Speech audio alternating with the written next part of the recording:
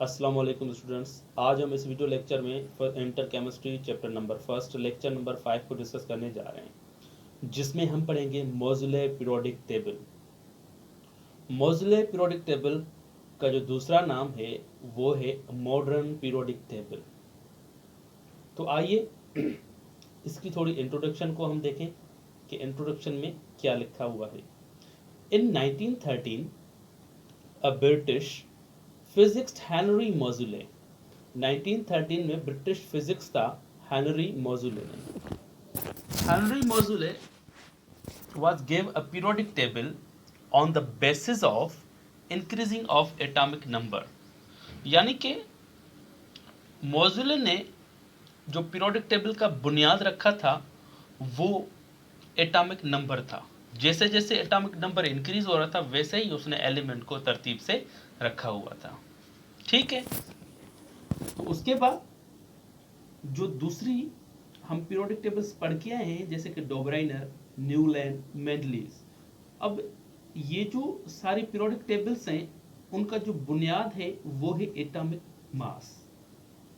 अब इसने atomic number की बुनियाद पे अपनी पीरियोडिक टेबल को क्यों रखा, तो आइए हम वो रीजन भी जान लेते हैं। ठीक है, तो पहले हम स्टेटमेंट को पढ़ने जा रहे हैं, उसके बाद स्टेटमेंट को पढ़ के हम ग्राफिकल इसको समझेंगे कि इसने क्या क्या चीजें कही थी। He measured the frequency of X-rays emitted by metal on bombarding high speed of electron on them। यानी कि इसने हाई स्पीड इलेक्ट्रॉन की बम्बार्डिंग की थी मेटल के ऊपर, तो फिर कुछ हमारे पास रेज निकली थी या कह सकते हो रेडिएशंस निकली थी। जो रेडिएशंस निकल रही थी वो एक्सरेज के फॉर्म में थी। फिर उनकी मोज़ुले ने फ्रीक्वेंसी भी मालूम कर ली। ठीक है, फिर क्या हुआ, he plotted a graph between atomic number and square root of frequency.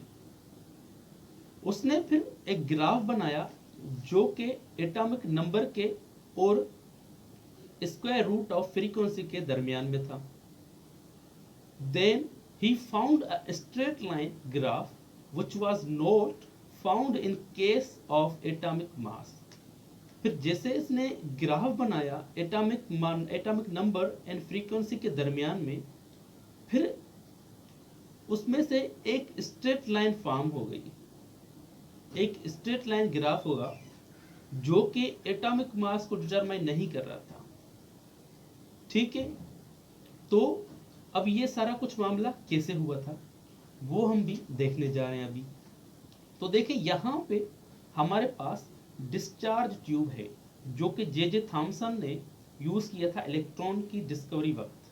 ठीक है, तो अब मोज़ुले ने भी एक एक्सपेरिमेंट किया जिसको हम कहते हैं मोज़ुलेस एक्सपेरिमेंट। ठीक है, उसके बाद ये जो डिस्चार्ज ट्यूब है, अब इसमें कैथोड भी है, एनोड भी है। एनोड के ऊपर हमारे पास चार्ज है पॉजिटिव और कैथोड के ऊपर जो चार्ज है वो है नेगेटिव। और जो मोज़ुले है उसने बीच में हमारे पास मेटल प्लेट भी रखा था। अब मेटल प्लेट यानी कि इसको दूसरा हम नाम कह सकते हैं कि एंटी कैथोड है। अब एट हाई वोल्टेज पे कैथोड की तरफ से हमारे पास हाई स्पीड इलेक्ट्रॉन निकल रहे थे। वो जैसे हमारे पास हाई स्पीड इलेक्ट्रॉन निकले और इस प्लेट पे अटैक किया, जैसे इस प्लेट पे अटैक हुए तो इस प्लेट से हमारे पास कुछ रेडिएशंस निकले। अब वो जो रेडिएशंस निकल रहे थे वो किस फॉर्म में निकल रहे थे, वो एक्सरेज में निकल रहे थे। ठीक है, तो एक्सरेज का जो हमारे पास कॉन्सेप्ट दिया वो रोन्टगेन ने दिया है। ठीक है, और एक्सरे जो स्पेक्ट्रम है उस पर स्टडी की थी मोज़ुले ने। यानी कि हर एक एलिमेंट का जो भी स्पेक्ट्रम निकल रहा था उस पर हमारे पास मोज़ुले ने स्टडी की थी।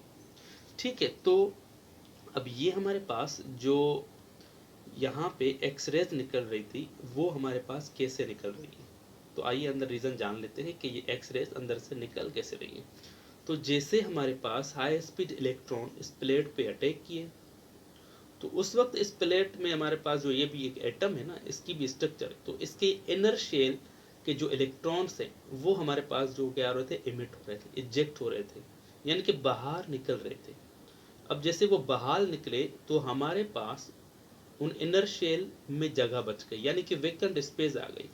अब उस वेकेंट स्पेस को भरने के लिए हमारे पास यहाँ पे ये इलेक्ट्रॉन आए, यानी कि हायर एनर्जी लेवल, यानी कि हायर शेल से लोअर शेल तक आया। ठीक है, तो आपको पता है जब इलेक्ट्रॉन्स जंप करते हैं हायर एनर्जी लेवल से लोअर एनर्जी लेवल तक, तो हमारे पास कुछ रेडिएशंस निकलते हैं। जो रेडिएशंस वहाँ पे निकल रहे थे वो एक्स रेस के फॉर्म में निकल रहे थे। ठीक है, फिर मोज़ुले ने ये देखा कि हमारे पास जो एटॉमिक मास है ना, एटॉमिक मास में प्रोटॉन होते हैं और न्यूट्रॉन होते हैं, वो भी हमारे पास किस में होते हैं, न्यूक्लियस में होते हैं। यानी कि मोज़ुले ने देखा कि हमारे पास जो एटॉमिक मास है उसकी डेफिनेशन है the sum number of proton and neutrons, तो ये तो न्यूक्लियस में है ना। उसके बाद इसने अपने एटॉमिक नंबर का बताया कि एटॉमिक नंबर क्या है, कि एटॉमिक नंबर प्रोटॉन हो या इलेक्ट्रॉन हो किसी भी एटम के अंदर, उसको हम बोलते हैं एटॉमिक नंबर। अब उसके बाद इसने ये भी देखा कि इसकी स्ट्रक्चर बनाई। अब स्ट्रक्चर बनाने के बाद क्या हुआ कि इसने ये सोचा कि कुछ भी हो जाए हमारे पास, तो प्रोटॉन और न्यूट्रॉन को हमारे पास कुछ भी नहीं होगा, यानी कि ये तो न्यूक्लियस में ना, इन पे कोई भी इफेक्ट नहीं पड़ेगा, मगर जो भी इफेक्ट पड़ना है वो इन इलेक्ट्रॉन्स को पड़ना है, यानी कि जो भी इफेक्ट पड़ेगा वो इन इलेक्ट्रॉन को ही पड़ेगा जो कि शेल्स में मौजूद होते हैं और रिवॉल्व करते रहते हैं। ठीक है, तो इसने कहा एटॉमिक मास पे कैसे। फिर उसने एक ग्राफ बनाया जो कि एटॉमिक नंबर और स्क्वायर रूट ऑफ फ्रीक्वेंसी के दरमियान में था। जब इसने एक ग्राफ ये बनाया तो फिर एक हमारे पास स्ट्रेट लाइन फॉर्म हो गई।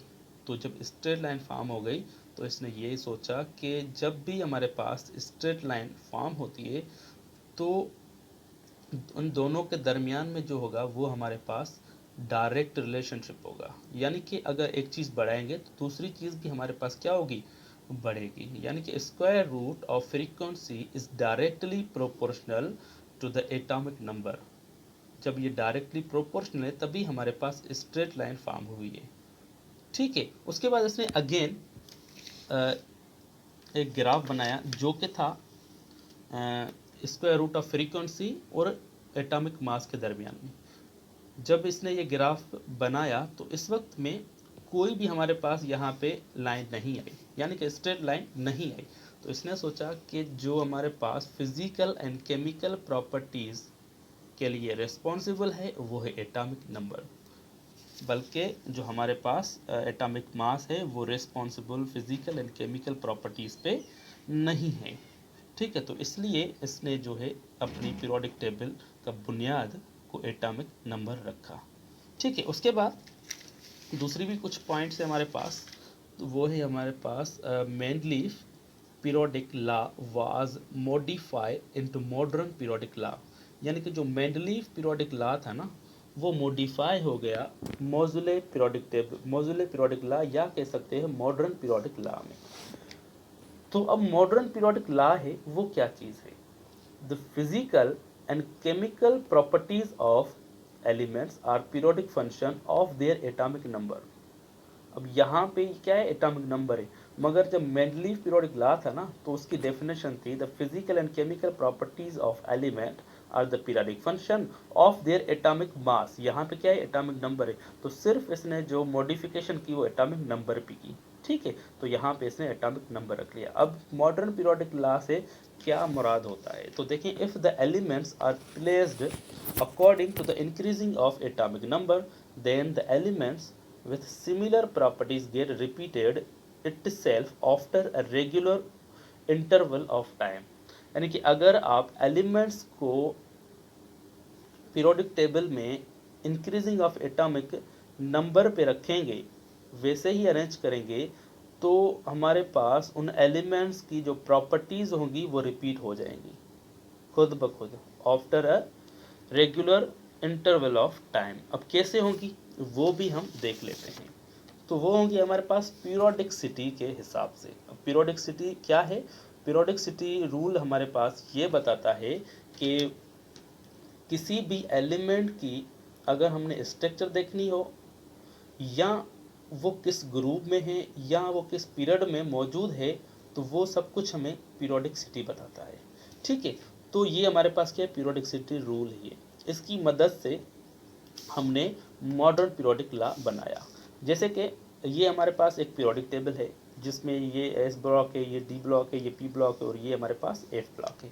अल्कली मेटल्स हैं, अल्कलाइन अर्थ मेटल्स हैं, ट्रांजिशन एलिमेंट्स हैं, उसके बाद नोबल गैसेज हैं, फिर हमारे पास क्या है, यहाँ पे लेंथिनाइड है, एक्टिनाइड है।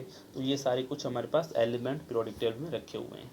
अब सिर्फ मुझे ये समझाना है कि यहाँ पे ये फर्स्ट पीरियड है, सेकंड पीरियड है, थर्ड पीरियड है, फोर्थ पीरियड है, फिफ्थ है, सिक्स्थ है एंड सेवन्थ है।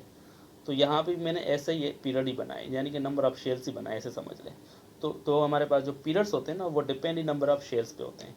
तो पहले में हमारे पास एलिमेंट कितने होते हैं? 2, हाइड्रोजन एंड हीलियम। उसके बाद 8 एलिमेंट होते हैं सेकंड पीरियड में, फिर हमारे पास 8 होते हैं, फिर हमारे पास 18 होते हैं, फिर हमारे पास 18 होते हैं, फिर हमारे पास 32 होते हैं, और सेवन्थ में जो हमारे पास एलिमेंट्स होते हैं वो 32 की एक वेकेंट स्पेस है, मगर कुछ हमारे पास अनडिस्कवर्ड है, तो हम 7 पीरियड को बोलते हैं इनकम्प्लीट पीरियड। ठीक है, तो हमारे पास जैसे यानी कि अगर हमने एलिमेंट को तरतीब से रखना है, 2 जो L2 के बाद जो भी एलिमेंट आएगा उसकी प्रॉपर्टी रिपीट होगी, उसके बाद 8 के बाद जो भी एलिमेंट आएगा उसकी प्रॉपर्टी अगेन रिपीट होगी, 8 के बाद अगेन रिपीट, 18 के बाद अगेन रिपीट होगी उस एलिमेंट की प्रॉपर्टीज़, 18 के बाद अगेन उसकी रिपीट, 32 के बाद अगेन उसकी जो प्रॉपर्टीज़ होंगी वो रिपीट होंगी। यानी कि ऐसे हम तरतीब से रखेंगे एटॉमिक नंबर की बुनियाद पे, तो हर एलिमेंट की जो प्रॉपर्टीज़ हैं वो रिपीट हो जाएंगी after a interval of time. ठीक है, तो इसी चीज़ को हम बोलते हैं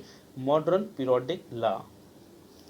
उसके बाद हमारे पास इस मौजूदा पीरियोडिक टेबल के जो हम एडवांटेजेस है उसको भी आज ही हम हल करने जा रहे हैं। तो इसके एडवांटेजेस हैं वो है हमारे पास फर्स्ट नंबर पे Moseley arrange the all elements on the basis of increasing of atomic number.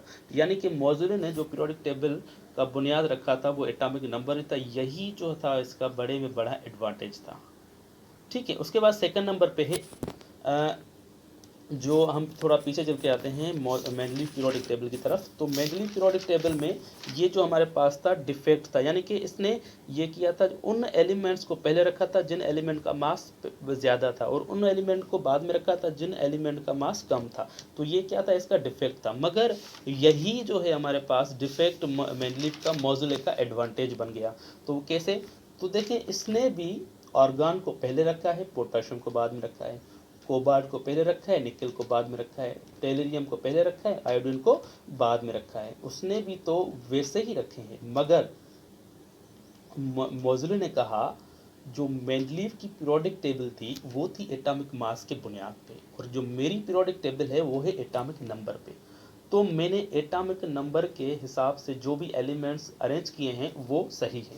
जैसे कि ऑर्गन का जो एटॉमिक नंबर है वो 18 है और पोटेशियम का 19। तो ये हमारे पास क्या है? असेंडिंग है, यानी कि ये मॉडिफाई हो गया। ठीक है, उसके बाद कोबाल्ट 27 है एटॉमिक नंबर, और निकल का है हमारे पास 28। तो ये भी हमारे पास क्या है? मौजूले का सही गया, यानी कि मॉडिफाई हो गई मेंडलीव की ये भी डिफेक्ट। टेलरियम को भी वैसे ही रखा, हमारे पास क्या है? एटॉमिक नंबर 52, और आयोडीन का जो एटॉमिक नंबर है 53। तो देखें कोई भी यहाँ पे डिसेंडिंग ऑर्डर नहीं हो रहा, सारे के सारे जो है असेंडिंग ऑर्डर है। तो ये हमारे पास इसका एडवांटेज बन गया। और थर्ड नंबर पे मेंडलीव ने हमें आइसोटोप का कुछ नहीं बताया था, उस वक्त डिस्कवर थे, मगर मोज़ुले ने कहा कि मैं आइसोटोप का कुछ बता रहा हूँ, और जैसे कि मैंने जो पीरियोडिक टेबल रखी है वो है मेरी एटॉमिक नंबर के बुनियाद पर। अब जब एटॉमिक नंबर के बुनियाद पे है तो मैं इन तीनों एलिमेंट्स को क्यों रखूं? तो इसने ये किया कि फर्स्ट एलिमेंट आया जो हाइड्रोजन है, सेकंड आइसोटोप, उसके बाद थर्ड ये भी हाइड्रोजन का आइसोटोप है। तो पहले का मास 1 है, दूसरे का 2 है, फिर 3 है। तो इसने सिर्फ एक एलिमेंट को रखा, यानी कि जो पहला आइसोटोप था ना स्टैंडर्ड, उसको अपनी पीरियोडिक टेबल में रखा, तो हाइड्रोजन इसको उसने पीरियोडिक टेबल में रख लिया। तो ये भी हमारे पास क्या हो गया, मोजुले मॉडिफाई द आइसोटोप, उसने मोजुले अगेन आइसोटोप को भी मॉडिफाई कर लिया। और फोर्थ नंबर पे Moseley explain the structure of all known elements cause of periodicity rule, यानी कि मोजुले ने स्ट्रक्चर भी बताई थी हमें हर एलिमेंट की, किसके बुनियाद पे, पीरियोडिसिटी रूल के बुनियाद पे। जैसे कि मैंने आपको ये बता दिया कि यहाँ पे ये क्या है 2 8 8 18 18 32 32, यानी कि ये क्या है हमारे पास पीरियोडिसिटी रूल है। इस पीरियोडिसिटी रूल के मुताबिक मोजुले ने एटॉमिक स्ट्रक्चर को भी बयान किया था। ठीक है, तो आज का ये लेक्चर हमारा ख़त्म होता है। अगर आपको ये लेक्चर समझ में आ गया तो आप हमारे इस YouTube चैनल को सब्सक्राइब एंड बेल आइकन को क्लिक करें ताकि अगली वीडियो की नोटिफिकेशन आपको जल्द से जल्द रिसीव हो सके।